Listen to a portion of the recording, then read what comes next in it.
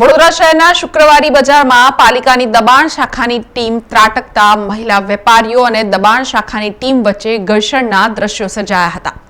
વડોદરા શહેરના કારેલીબાગ વિસ્તારમાં ભૂતડી ઝાપા ગેટથી કારેલીબાગ પાણીની ટાંકી સુધીના રોડ પર હાથીખાના માર્કેટના ગેટ પાસે દર શુક્રવારે શુક્રવારી બજાર ભરાય છે।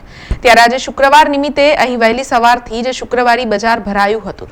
જોકે ત્યાં વડોદરા મહાનગરપાલિકાની દબાણ શાખાની ટીમ ત્રાટકી હતી, જ્યાં દબાણ શાખાની ટીમે પથારો લઈને બેઠેલા વેપારીઓનો સામાન જપ્ત કર્યો હતો।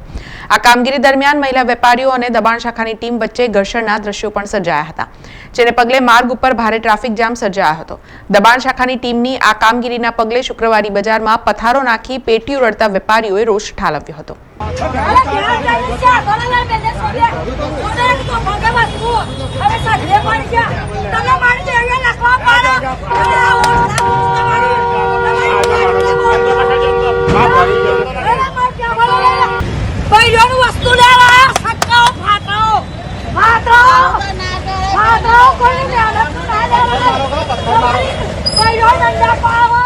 દર શુક્રવારે અહીં શુક્રવારી બજાર ભરાય છે। જોકે આજે જ આ દબાણ શાખાની ટીમ ત્રાટકતા વોર્ડ ઓફિસની કામગીરી સામે પણ અનેક સવાલો ઉઠવા પામ્યા છે।